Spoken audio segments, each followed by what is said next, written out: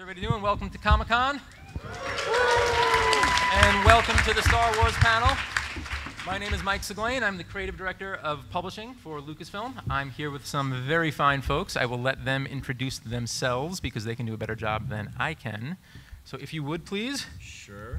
I'm Brian Rood, an illustrator and artist on lots of Mike's projects for publishing and various other Star Wars properties, from fine art, storybooks, DVD covers, merchandise. I can go on, but I won't.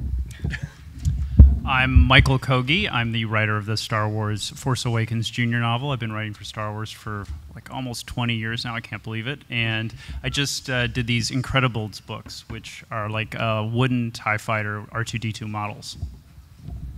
Hi, I'm Phil Shostak. I'm the author of The Art of Star Wars The Force Awakens. I've been working at Lucasfilm for, thank you.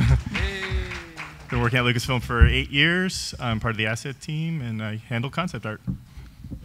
Hi, my name is Katie Cook, and I've been doing some stuff on and off for Lucasfilm for almost 10 years, doing stuff for StarWars.com and then the Clone Wars webcomic.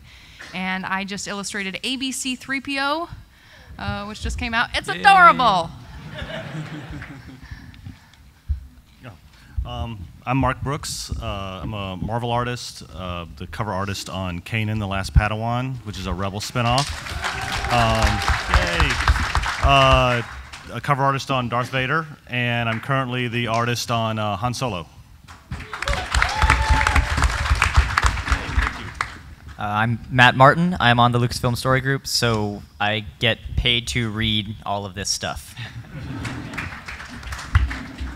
Hi, everybody. I'm Chuck Wendig. I am both scum and villainy.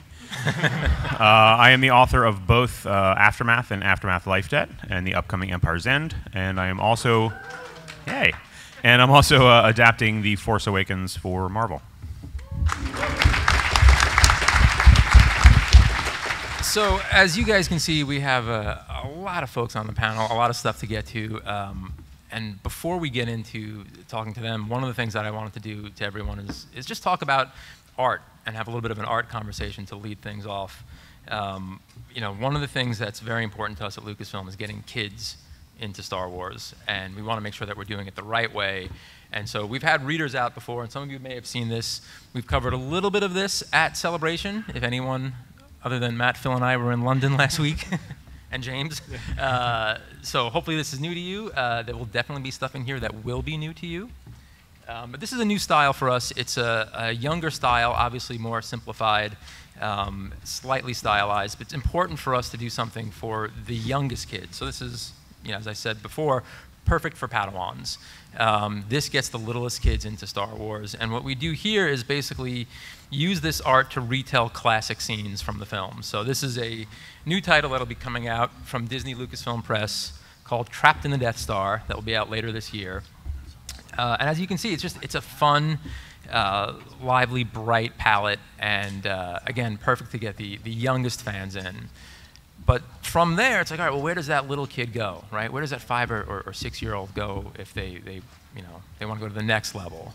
Well, that leads us to this beautiful art. And I should say that both this art and the previous art were both by Pilot Studios out of Boston, and they're just doing some phenomenal work.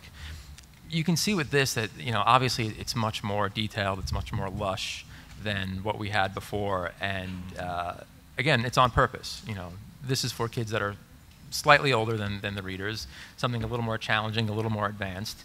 And what we're doing here is we're taking stories that we've done before, but that will be new to kids. So for example, if you look at the book that we did last year called Weapon of a Jedi, that was by Jason Fry with art by Phil Noto. Absolutely fantastic book. It was a middle grade novel, did very well, we were very happy with it, but it's too advanced for a little kid. But you can give them this, and we can adapt it into a story that is appropriate for them, so that that little kid can also share it with the parent, the older brother, sister, cousin, etc. So we're very happy with how this is going, and this will be out later this year. We're going to be doing more on these. You know, you didn't hear it here, but we might be doing one on Poe and possibly Princess Leia and possibly Han Solo. But you have this stuff. What about the films, right? What about art that is really, really true to the films? Well, that's where the gentleman to the left of me comes into play with these beautiful art that Brian Root has created. Some of you may have seen these books before. We've done a storybook collection based on episodes 4, 5, and 6. We've done a storybook based on Ep 7. You know, hey, look, name tags. Awesome. Find your name and pass it down, please. Don't mix up names because you're going to confuse everyone here if you do that. So you see this art. It's really, really beautiful, very, very photorealistic. What we're doing with this, what Brian's doing with this, is we're taking stuff that comes directly from the film. So again, think of that little kid, you know, aging up with these books. This is the stuff where you say, all right, I want to relive that movie. This is how we do it. We have a little bit of art that you can see. You know, Brian's done 4, 5, and 6. He's done 7. Now we're getting into 1, 2, and 3. And again, for those of you who haven't seen, I'm happy to reveal that we are doing work on 1, 2, and 3. This is the cover to the Phantom Menace read-along that will be out in January, I believe. I haven't seen these. You worked on these. I don't know with the words and all the fanciness. But for you, Brian, you know, if you could talk a little bit about your process and how you do these, and you know, because obviously they're insanely detailed. Yeah. Well, it all kind of. All right. It all kind of starts with going over the story guidelines with you guys. Oh, perfect. We come prepared. Wow. All right. Well, you can see up here. It's a lot of image compositing in the beginning to sometimes, as this one, we didn't have the exact scene from the film to be represented in the storybook, so we took various elements and scenes from photography and source images that you guys supplied me with to composite something that was true to the film, but something that was, true to the film, but unique to the storybook. Now, a lot of them we were able to incorporate images almost directly from the film and screen grabs and stuff like that. But in this process, well, it's pretty much explained it already.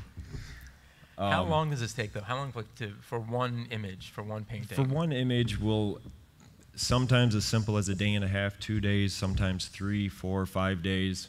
The complexity of the images vary throughout the storybooks. You'll see some pages will be a single figure and a minimal background, and then you have something like this with an all-out battle with multiple things going on in it.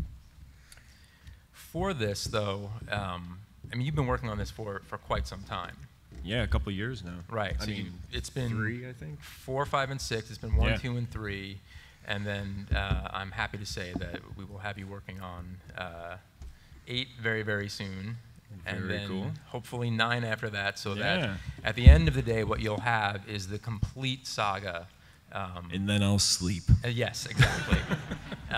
But we should also say that you do a lot of work for Lucasfilm as well. You work on style guides. You work on celebration art. You've merchandising done things they've seen. Beautiful prints such as. Ooh. Right. So you look at something like this and say, "Wow, this is really beautiful." I look at something like this and say, "Someone in the audience should have it." So, all right, who's in costume? I want to see a costume. All right, I got a Princess Leia right back there. Come on up. There you go.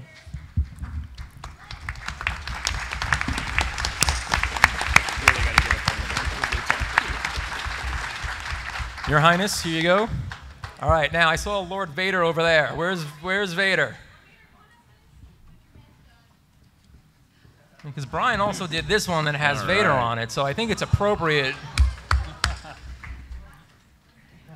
What's he getting, the saber? And we should note that Brian was kind enough to sign all of these as well. Come here, Darth. Yeah, these are all sold-out editions from the previous year's celebration events that Lucasfilm puts on. So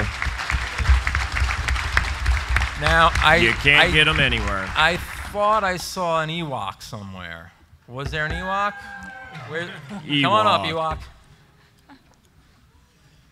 Because you can't do a Star Wars and an Empire without a Return of the Jedi, so. Right on.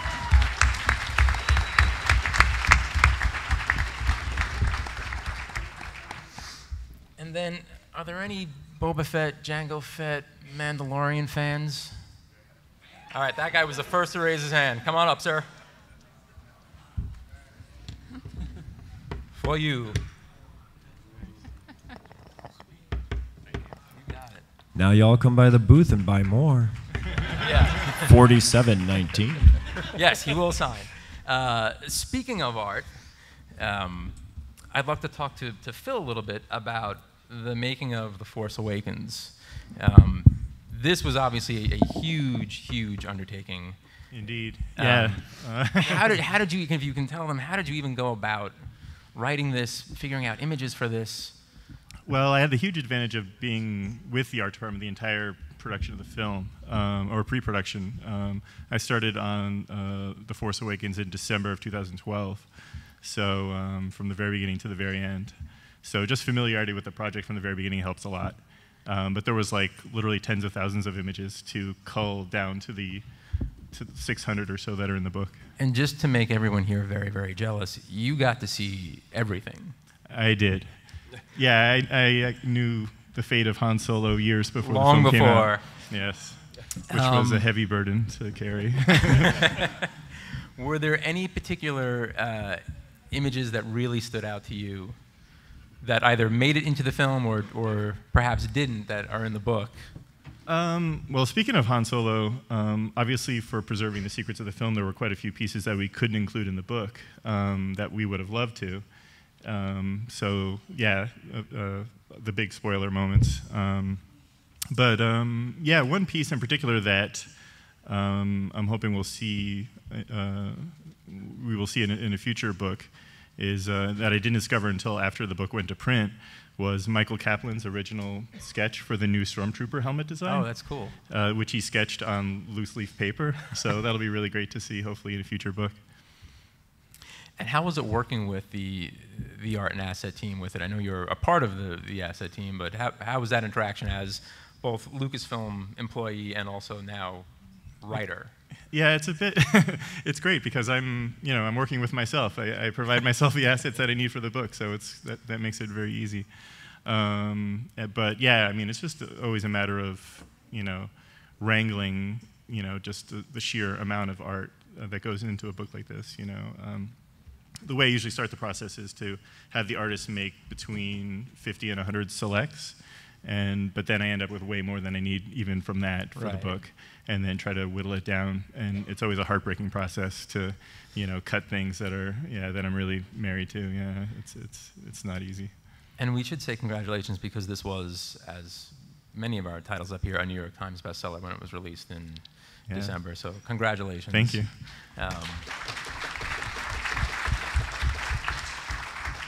And I get the feeling that we may be seeing more art of books on the horizon. I think that's safe to say, right? Indeed. Okay, yes, good. Safe to say. Speaking of art in a very different style, we next come to fan favorite Katie Cook and her absolutely adorable ABC 3PO. I told you it was adorable. See? Katie, can you talk a little bit about this book and just tell the folks what it is and Yeah, you know what? It's, I do a lot of stuff with licensed properties because they're a gateway drug for kids into books and to comic books. Because what's the first thing if you're a Star Wars parent that you're going to pick up for your kids? It's an ABC book or picture books and things like that. And, stock art is great and stock art has its place in the world, but, we really wanted to do something that was a special book to give to kids that was not only the recognizable characters, but had its own charm and had its own sense of style and whimsy. And I think that, the whole book looks like that. It's just super adorable, and you just want to squish everyone's face. And it came out last month, and I've now seen it out in the wild 5 times. Nice. Of parents reading it to their kids at restaurants. Oh, that's fantastic. Or at the mall, or at my own child's kindergarten. And it takes a lot of effort not to go over and go, hey, I made that. Because you can't do that to a random child, because then you're weird. But no, it was a labor of love for me. Star Wars is one of my nerd passions. So if, I got all of these different scenarios and poems, that I was like, oh, here, come up with something for the Ewoks, come up with something for this, come up with something for Rey, come up with something for Unkar Plutt, who I'd never gotten to draw before. And, it is. It's, so it was kind of like I got to make something that I wanted to give not only to my kids, but to every kid, because it's kind of our job as adults that are Star Wars fans to bring in the new generation. And this is something that helps it along. Yeah, and that's really what it's all about. Yeah. Like, you know, for this type of book to say, hey, you can give this to a new parent, and then that parent can share it with their kids and bring them into the fold the right way with imagery that is very appealing to them. Yeah. You know, like you were saying before, the stock footage is great, the film imagery is beautiful, but it doesn't always translate for a new parent or for a young kid. Yeah, but a 5-year-old's not going to respond to Right. a stock art image of Yoda necessarily, and it's when I've seen a couple of kids reading it. There was a woman who was reading it behind me at a pizzeria, and I had my kids right here, and it was like he was 4, and he was like, "There's Yoda, there's this, there's BB-8, there's a mouse droid," and it was like, yeah. No, and that's what it's all about. Waiting for him to get something wrong so I can correct him and enter the conversation. No, we were, you know, again, on behalf of Lucasfilm, we were very, very proud of this book and very happy with this. And, you know, we love the fact that, you know, there is a charming rhyme that is connected with each piece of art. The art is a little different. Obviously, you've done the ABC poster for Celebration years ago. The art is a little different. How did you differentiate the two? You know, because it is. Yeah, it's different. It's much more. You know, I usually even simplify things down further, and I tried to stay even more on model because you do want to keep it when you're doing something in a book form, keep things very recognizable. So there's a lot of details that I added that I maybe would have taken out because I want it to keep, you know, its Star Wars appeal and its Star Wars charm, because I know there's also, you know, like a man in his 40s reading it to their son going, R2 doesn't have that many things on his helmet. And I was like, I'm sorry, it's called a dome. But yeah, it's, but no, it's like I said, it was a labor of love for me, and I really got a chance to go all out and really apply myself and my cartooning and have a blast. I don't know who that gold droid on the front is, though. I don't recognize him. So we, you know, we had so much fun with this. You know, when we first said, you know, oh, we're doing a book called ABC 3PO, everyone said, oh, that's genius. What a great title. And we said, well, the only way to follow up ABC 3PO is with ObiWan 2-3. Right? And so I'm happy to reveal for the very first time a cover and interior page from ObiWan 2-3 from the excellent Katie Cook.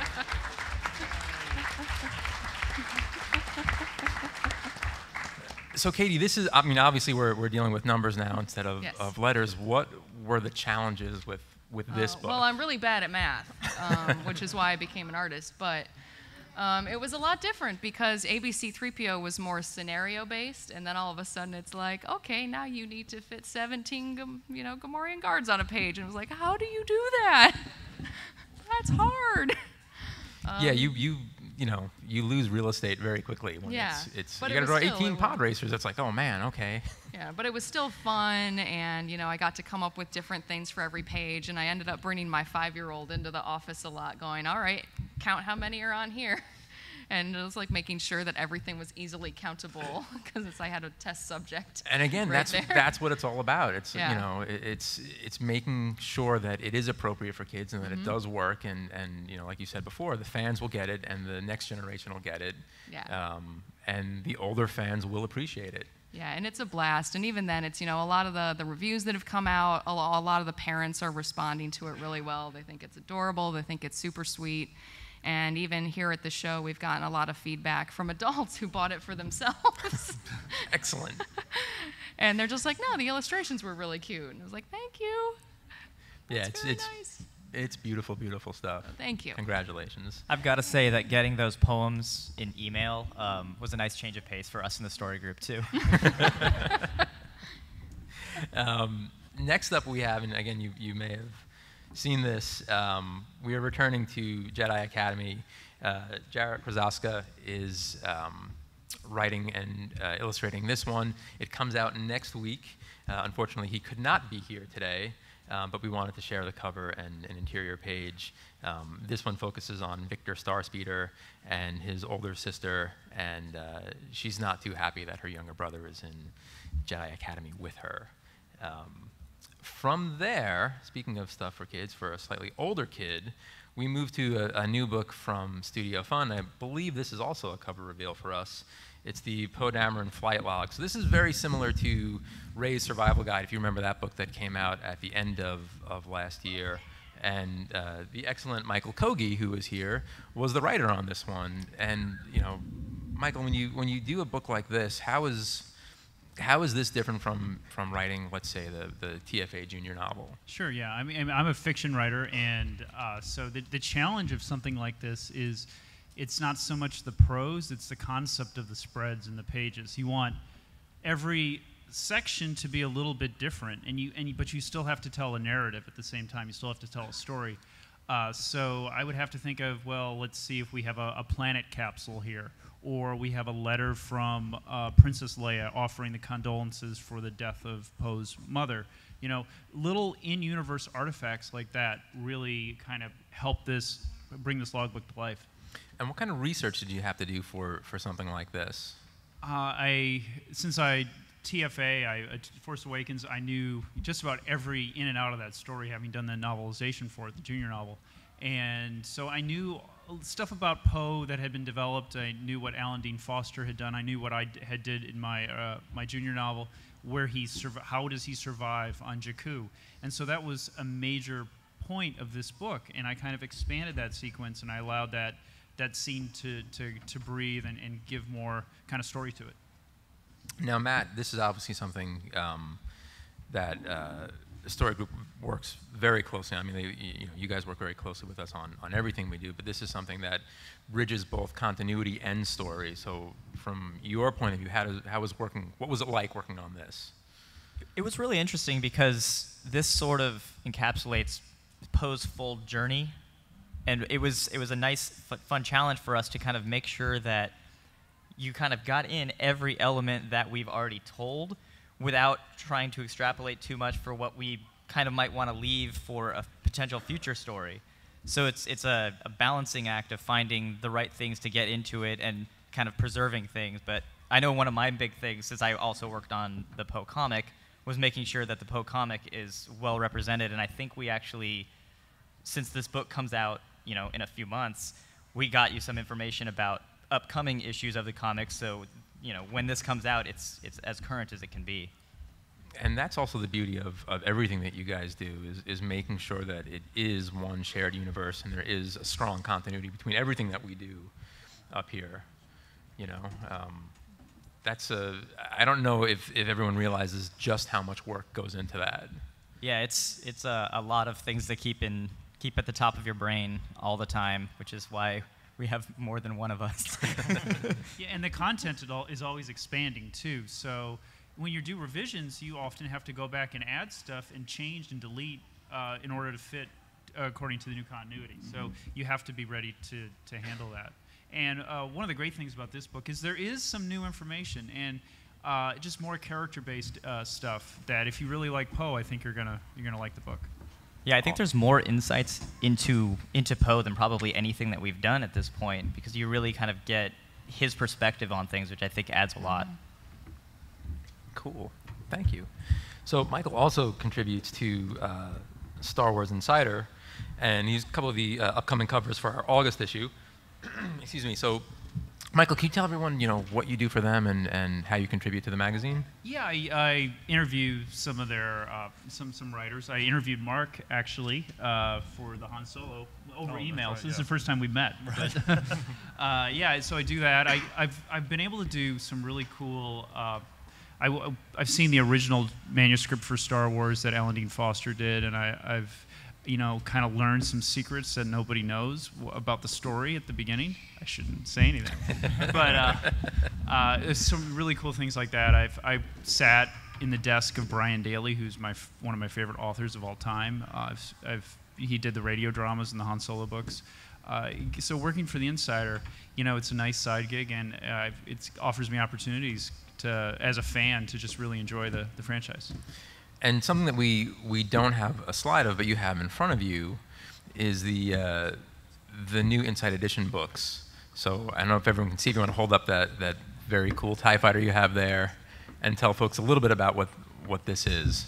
Yeah, so these books are, there's a wooden model that comes with it. So if you remember the old dinosaur models you would make, the wooden T-Rexes or Triceratops, these are Star Wars kits. And the R2-D2, I think it's already sold out downstairs. It's doing really well. This is a TIE fighter. And there's also a book that accompanies it, and it's basically all the information, statistics and story information about the TIE fighter throughout the movies. So yeah. Yeah, this is another one that's great for kids and also for the older fans to, I mean, I might have a TIE fighter on my desk at work. Yeah, and it's written all ages, so it's not just it's not just aimed at kids too. It's adult fans they'll like the book too. Thank you very much for the next age up, for the next fan. We've announced this before. We showed it at Celebration, but it's worth showing again. Is the cover to our Ahsoka novel that comes out in October. This is by the excellent Eek Johnston. She did a phenomenal job on it. There were some arcs of this floating around the convention. If you are lucky enough to snag one, please keep it to yourself. Do not post any spoilers. And the cover is by, I hope I do not mess up his name, Wojtek Fuss. I hope I said that right. He is a young Polish artist. He did a beautiful job with it. We're very happy with this one. It'll be out in October. So from Ahsoka, we move into the comics. And we're very proud, very happy with everything Marvel has been doing. Jason Aaron, Kieran Gillen, Charles Soule, Phil Noto, everyone has just been killing it on these comics. I've seen the last 2 issues of Vader. They are amazing. You're going to want to pre-order them now if you haven't already. They really are phenomenal, phenomenal comics. I think that series will go down as one of the great runs in comics, not just of Star Wars comics, but just in comics in general. Super, super proud of that, and very happy to have Mark here to talk to us a little bit about Han Solo. Mark, to the Star Wars fans here, have been primarily known for doing covers. What was it like jumping into interiors for Han Solo? I was very excited to do it. In fact, Han Solo was the reason why I decided to come back and do interiors. When my art director texted me, he said, would you be interested in coming back and doing interiors again? Thinking he was talking about a Marvel superhero book. And I replied back and I said, well, it really depends on the project and how long it'll take and what characters are involved. And he replied back, all he said was Han Solo. And I replied back and I said, I'm in. But it's exhausting. But it's so much fun. I can't imagine anybody else doing this but me. I think if I had passed this up, I think it would have hurt my heart. Yeah, and neither can we. The pages, we can see some of them up on the screen here, are incredibly, incredibly detailed. How long does it take you to do a page? A page like that normally takes about a day and a half for each page. Full disclosure, I use 3D models for things like the Falcon because I just don't have that kind of time. That's a lot of stuff. That's a lot of rivets and things like that. But you incorporate it in with the traditional drawing, and you add in your shading and your texture and things like that, and we do the space. I think the hardest thing about the book is trying to give a sense of motion, which is very difficult in 2 dimensions in a still frame. It's kind of like trying to show time freezing, which you can't really do in a comic, so it's very similar. Not only have you given it a sense of motion, you've given it incredible, incredible detail, not only just in the Falcon, but in all of the other ships that you created. Oh, thank you. It's really, really beautiful work. The layouts are fantastic. We have another page to share.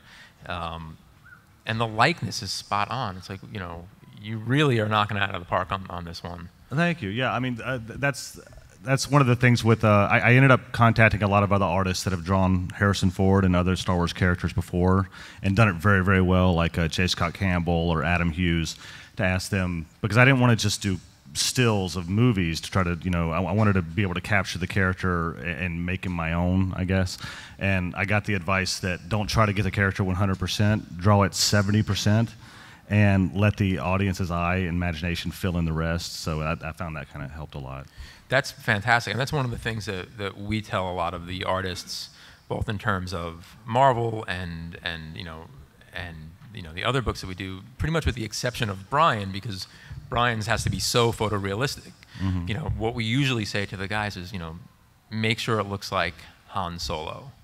Doesn't necessarily have to look exactly like Harrison Ford, but it has to look like Han Solo. No. You have to have it. You have to make it look like Harrison Ford. Oddly enough, I obviously when I got the assignment, I went and sat down and watched the movies again for the 30th, 40th time. What I realized is that Harrison Ford, he has a nice variety of movement and facial expressions and things like that. But the movies where he has the most facial expressions is Indiana Jones. So I ended up referencing Indiana Jones for like his headshots and things for like facial expressions far more than I did Star Wars. Yeah. And Matt, for Story Group, can you talk a little bit about the process and the involvement of Story with the comics? Yeah, I mean we're involved in literally every aspect of the comics when it comes down to it. We see the initial proposals, the outlines, scripts, inks, colors, pencils, everything. So we're heavily involved with really the development of that stuff. And for me personally, it's actually like the highlight of my job because I'm a big comic reader. So anytime I see new comic pages come through, it's so exciting. I know actually at one point I sent you a message, Mark, just say like how blown away I was by this stuff because every time I get solo pages come through, like put everything aside and do those instantly just because it's so amazing. Yeah, we have a couple. These are just in, but we have a couple colors from the pages that you've just seen. Really, really beautiful stuff. The whole team is just on all of the Marvel books. I have to say, everyone is just knocking it right out of the park. I should mention that's Sonia Obak is the colorist on these because she deserves mentioning. She's unbelievable. All I can do is I can only do so much. She's the one that really cements it into the Star Wars universe. How much are you in contact with her, or are you not? Is it all through the I editorial? am very much so. Yeah, I've known Sonia for over a decade, and I requested for her to be on the book, and luckily she was free to be able to do it. So it's perfect timing. Awesome. Yeah, it's beautiful, beautiful stuff. I'm not just saying this because I work here, but even if you're not a comic fan, if you've never read these Star Wars comics, you should totally check them out because they're so good. I actually have them at my booth, 5557. Come get a copy. Yeah, I mean that goes without saying. Everything up here is certainly worth checking out. Whether it's the Han Solo book, the Vader book, the ABC 3PO. Yeah, everything here is worth it. And the latest addition to our publishing line is Mr. Wendig's book, who's just released last week and hit number 9 on the New York Times bestseller list. So congratulations, Chuck.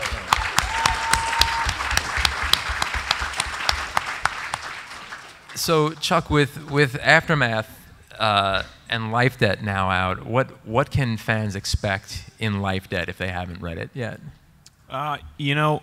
Aftermath started the story, and it kind of did that. We wanted to tell that traditional Star Warsian vibe of having a small group of people being able to change the galaxy. But at the same time, Aftermath is a little smaller in scope. It focuses largely on one planet, though it has some sort of galactic stuff, and it looks out into the galaxy with the interludes. Life Debt kind of blows that all up. Like, if you imagine the shape of a brontosaurus, there's the narrow head in here, and that's Aftermath. And then you've got Life Debt, which is the massive body of the beast. Because there's so much more to talk about. We really get kind of into the nitty-gritty of how the Empire is starting to dissolve and how the New Republic is starting to become ascendant, and all the growing pains that are implicit in that. So, and then that also allows us to go beyond the core characters of Aftermath, and it allows us to play a little bit with Han Solo, and allows us to visit with Leia and Chewbacca and the liberation of Kashyyyk. And it's just this sort of big, sprawling, wonderful book that allowed me to play across the entire Star Wars galaxy. So it was a lot of fun. And now, did you approach this differently than Aftermath? Like, what's the mindset going into a middle book in the series? As like I said, that first book is such a kind of a core book. You want to keep it sort of tight. But the second book is really it's a lot more world building. So approaching it is trying to figure out how we get bigger and how we look deeper at everything that's going on around this story. And process-wise, what's your process like for writing and working with both Lucasfilm and Del Rey? Well, it involves outlines at the fore, which go to Del Rey editorial, and then once editorial signed off on it, goes to Story Group, and Story Group takes a look at it, and we all kind of hash stuff out. And then the writing begins, and the writing is not a perfect one-to-one translation of an outline. First of all, because it's only a number of pages, and the book is like a billion pages long. So things are necessarily going to get bigger and sprawlier, and there's a lot more stuff that comes out of it. And then it kind of goes through the same process. Editorial looks at it, story group looks at it, and we have various passes back and forth to make sure everything gets ratcheted up and there's the right continuity tweaks, and everything is braided together as it can humanly be. And I know I don't want to give too much stuff away, but can you tease anything out on Empire's End? The Empire ends. I will tell you that much. The rest is some dramatic stuff. But Jakku figures in considerably. The Empire ending figures in considerably, and it's more of the I don't want to spoil Life Debt either, but the end of Life Debt has some pretty galaxy shuddering things, and so Empire's End is definitely about shaking all that stuff out and looking at the consequences. Right, and because Jakku does play a big role, we're happy to show the full cover, and obviously the Battle of Jakku is, like I said, plays a major part in Empire's End.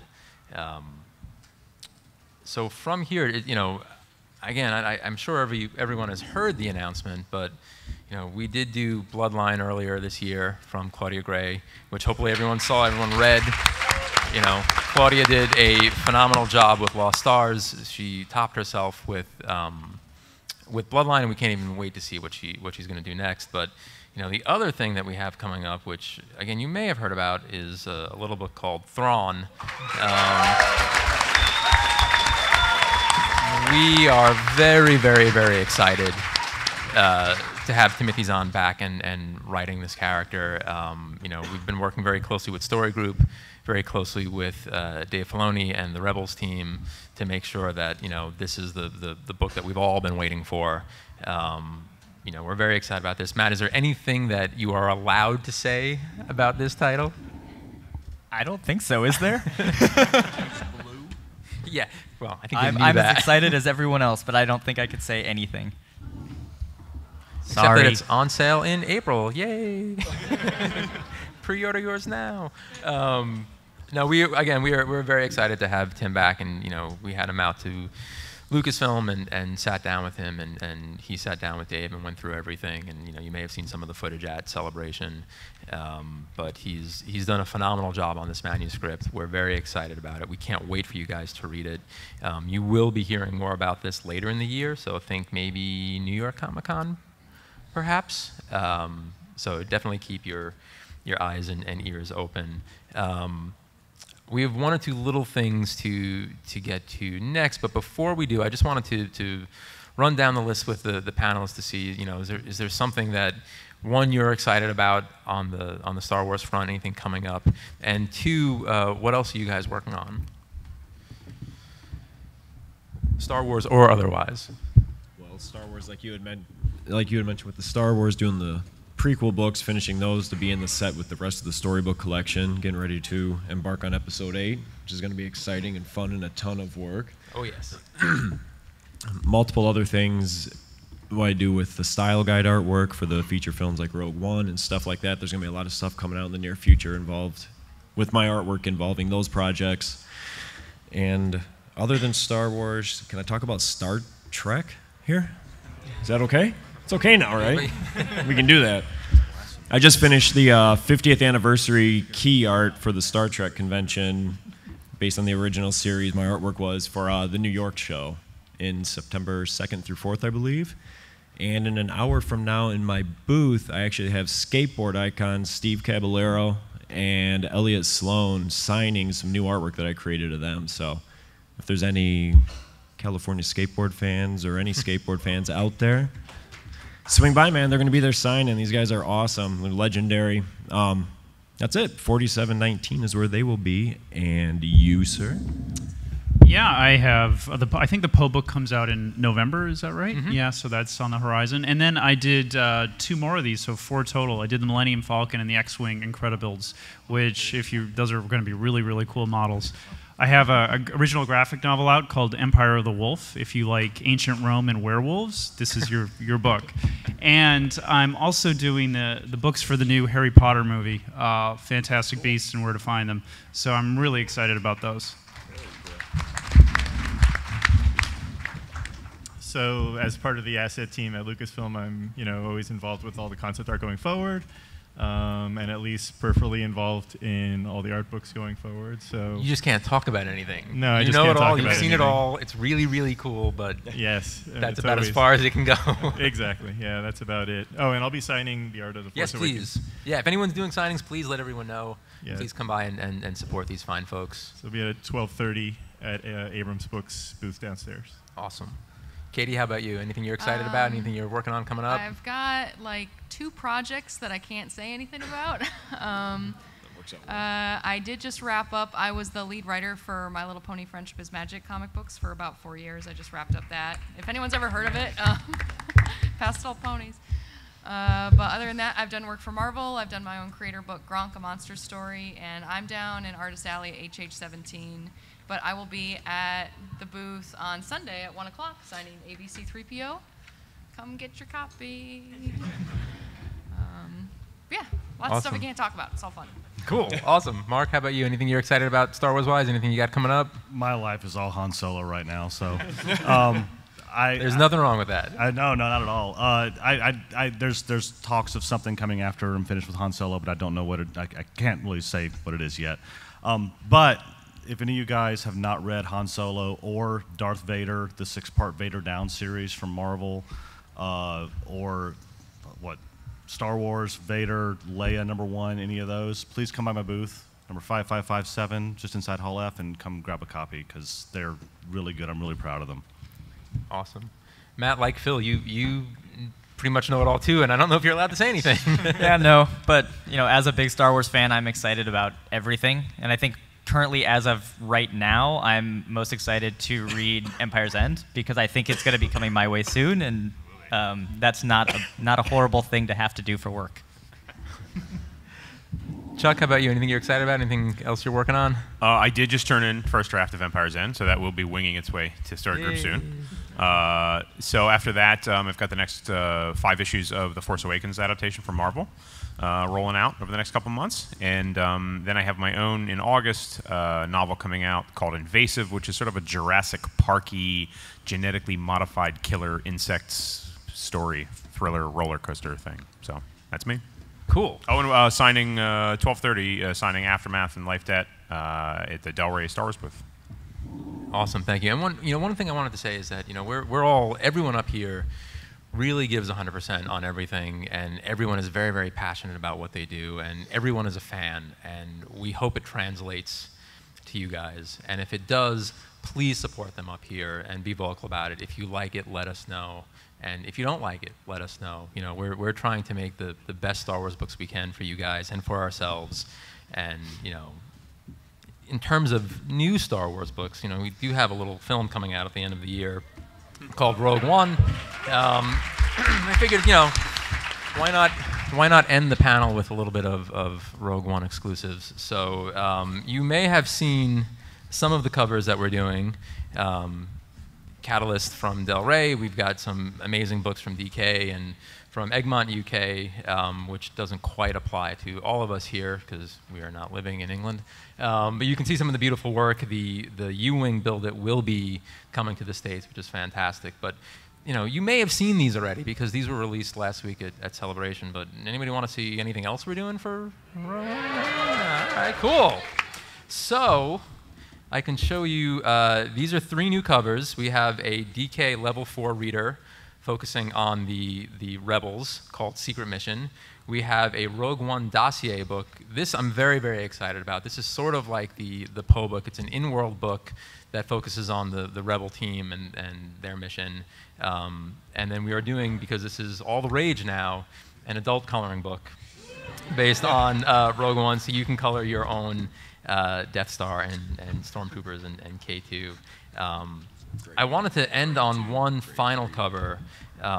You know, we spoke about art of books, and that's something that, you know, we really do love at Lucasfilm, and as film fans and just, you know, book fans, they're really well done, and we, you know, Phil does a phenomenal job on them, and I'm happy to present the cover to the art of Rogue One, which is all new art from the amazing Doug Chang. Yeah, it's just really, really beautiful, stunning work. This will be out when the film opens. Yeah, we're very proud of it. We're very happy that Doug was able to do new art for the cover. This is from Abrams Publishing, and you know, we hope you guys dig it. We hope you guys like the books. We hope you have a great show. Thank you for being Star Wars fans. Thank you for supporting the books. That is the end of the show, and we will see you guys hopefully at New York Comic Con.